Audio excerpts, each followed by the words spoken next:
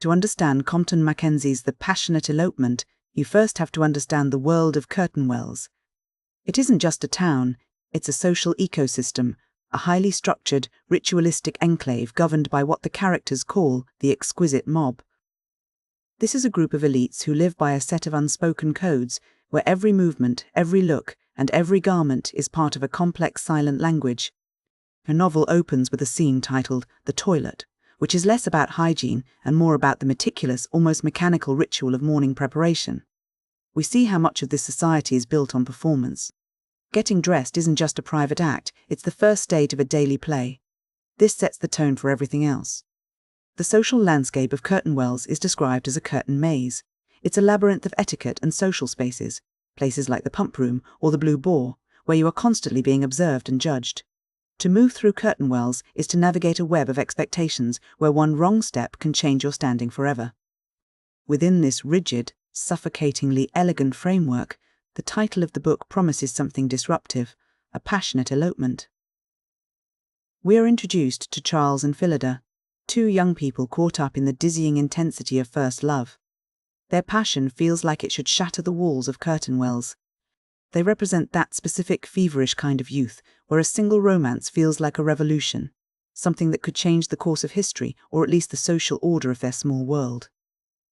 But as the story unfolds, Mackenzie offers a much more nuanced and perhaps more cynical view of that passion.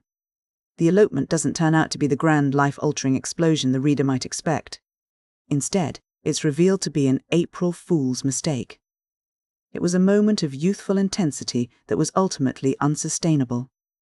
Charles and Phyllida were too similar to one another. They were two mirrors reflecting the same youthful impulses, and without the friction of difference, their fire burned out quickly. Their romance wasn't a revolution. It was a fleeting disruption, a temporary lapse in the decorum that the rest of the world simply waited out. As the years pass, the narrative shifts its focus. We move away from the immediate, hot drama of young love and into a sweeping retrospective of aging and social evolution. The characters don't break the system, they are eventually absorbed by it. Charles, our protagonist, undergoes perhaps the most striking transformation. He begins as a romantic, impulsive young man, driven by those intense, messy emotions. He travels abroad, seeking something beyond the confines of Curtain Wells, and in doing so, he confronts the harsh realities of adulthood and his own mortality.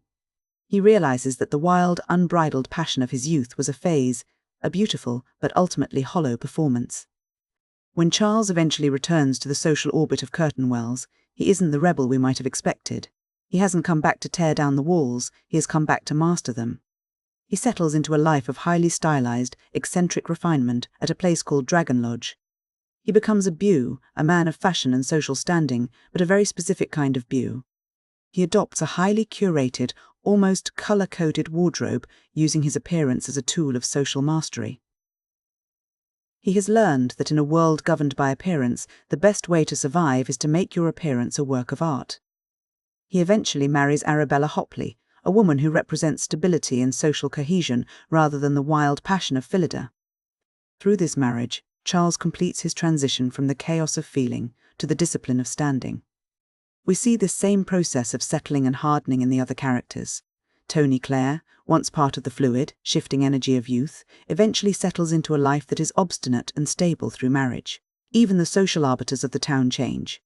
Beau Ripple, the sharp-tongued, biting satirist who once used his wit to dissect the flaws of others, ages into something different. He evolves from a critic into a venerable, almost mythical institution. He becomes part of the very landscape he used to mock. The novel concludes with Charles living under a personal motto, Fui decorous, which means, I have been decorous. It's a quiet, almost ironic triumph. He has successfully navigated the transition from the heat of passion to the cool, disciplined performance of social standing. What's particularly striking is how the town treats his past. The scandalous rumors of his youthful elopement and his romantic failures don't ruin him. Instead, as time passes, those scandals are polished by memory and social necessity. They are smoothed over and transformed into romantic legends that actually bolster his prestige. In Curtain Wells, a well-told scandal is much more valuable than a boring, virtuous life. When we look at the book as a whole, several themes emerge that make it much more than just a story about social climbing. First, there is the tension between social performance and genuine human reality. MacKenzie is interested in the gap between who we are and the mask we wear to live within a community. The characters spend so much energy maintaining the decorum of their lives that the actual substance of their lives becomes secondary to how those lives are perceived. The performance becomes the reality. This leads into the metaphor of the April Fool's mistake. MacKenzie suggests that much of what we consider our most profound, life-defining passions are actually just youthful errors, moments of intensity that lack the character to survive the long term. He challenges the idea that passion is the ultimate truth of human existence, suggesting instead that the ability to adapt, to settle, and to maintain one's place in the social fabric is the more enduring human trait.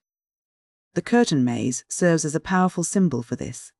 The social codes of curtain wells act as a labyrinth. A maze can define you by the paths it allows you to take, but it can also trap you. The characters are often caught in a cycle of movement and ritual that feels both essential and hollow, a way to navigate life without ever truly leaving the structure. There is also a profound meditation on time and aging. The novel tracks the shift from the heat of youth, the messy, unpredictable, and often irrational energy of the young, to the style of old age. This isn't necessarily a tragic transition. For Charles, it's a mastery. He moves from being a victim of his impulses to being the architect of his reputation. Finally, the book explores how history is mythologized. We see how societies and individuals rewrite their own pasts to serve their present needs. The scandal of Charles's youth is not erased, it is repurposed. It becomes a piece of social currency, a way to add flavor to a life that has otherwise become very orderly. It's a reminder that in the eyes of society, the story we tell about our lives is often more important than the lives we actually lived. In the end, The Passionate Elopement is a study of the art of living within a system.